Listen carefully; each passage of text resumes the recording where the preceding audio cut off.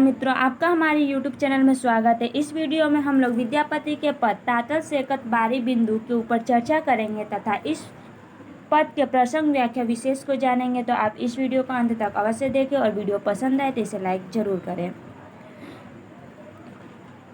इस पद का प्रसंग कुछ इस प्रकार से है कि यह पद विद्यापति ने अनुपात के स्वर में की है। वे उचित समय में ईश्वर की भक्ति से उदित रह गए हैं।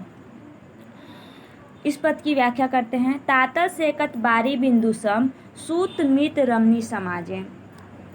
विद्यापति ने सांसारिक बंधनों और इस नश्वर संसार तथा उससे प्राप्त होने वाले जो निराशजनक परिणाम होते हैं उसके ऊपर लक्ष्य करते हुए कहते हैं, तातल सेकत बारी बिंदु सम सूत मित रमणी समाजे।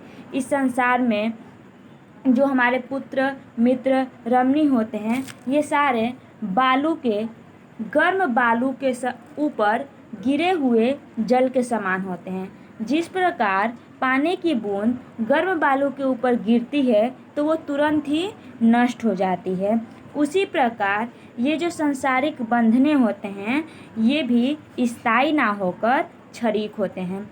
तोहे विसरी मन तोहे समर्पण अब मजू होब कौन काजे।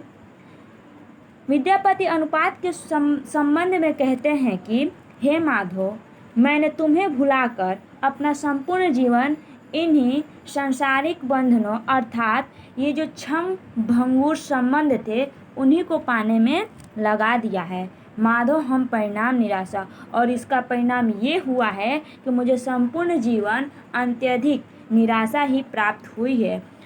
तुहु जगतारण दीन दया में एतो तोहर विश्वासा। विद्यापति कहते हैं कि अब तुम ही जगत से उद्धार करने वाले हो, अतः एकमात्र मुझे तुम्हारा ही आश्रय है। मुझे विश्वास है कि तुम ही मुझे इस संसार से पार करा सकते हो। आध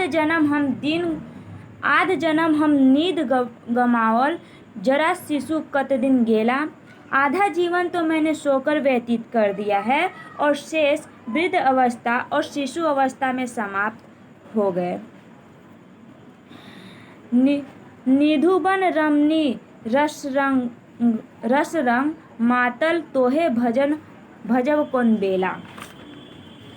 विद्यापति कहते हैं कि मैंने अपना यौवन काल तो रमणियों के साथ भोग विलास करने में लगा दिया, उसी में ही लीन रहा, फिर मैं आपका भजन किस समय करता।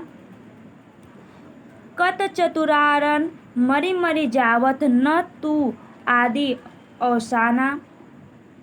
तुम्हारे रहस्य को जानने के लिए अर्थात ईश्वर के रहस्य को जानने के लिए अनेक प्रयास किया, किंतु सभी प्रयास असफल रहा। किसी ने ना तो आपके आदि को जान पाया है और ना ही आपके अंत को। तोहे जन्मी पुनि तोहे समावत सागर लहरी समाना।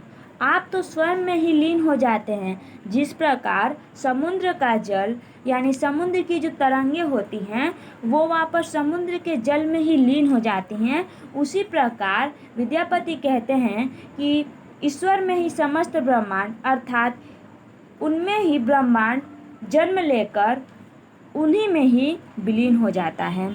भनहि विद्यापति शेष समन भय तू बिन गति नहीं आ रहा। विद्यापति कहते हैं कि हे प्रभु, आप मृत्यु के भय से छुटकारा दिलाने वाले हैं, अतः आपके बिना मेरी अन्य कोई गति नहीं है। आदि अनादि नाथ कहा ओसी अब तारन भार तोहारा। विद्यापति कहते हैं कि हे माधव, आप आदि और अनादि के नाथ कहलाने वाले हैं। ऐसी स्थिति में इस भव सागर से पार उतारने का भार आप पर ही है। इस पद की विशेषता को अब जान लेते हैं। इस पद की विशेषता कुछ इस प्रकार से है कि निधुवन रमणी रस संग की अति से स्पष्ट होता है कि कवि ने अपना अधिकांश जीवन गोपियों की क्रीड़ाओं के यानी गोपियों के साथ रासलीला करने में ही व्यतीत कर दिया है। श्रृंगार रस का निरूपण किया है इस पद में, अतः स्पष्ट पदावली में कवि श्रृंगारिक कवि हैं। काव्य में करुणा रस प्रतीत होता है। उम्मीद करती हूँ कि आपको मेरा ये वीडियो पसंद आया हो, तो इसे लाइक, शेयर और हमारे चैनल को सब्सक्राइब करना ना भूलें। धन्यवाद।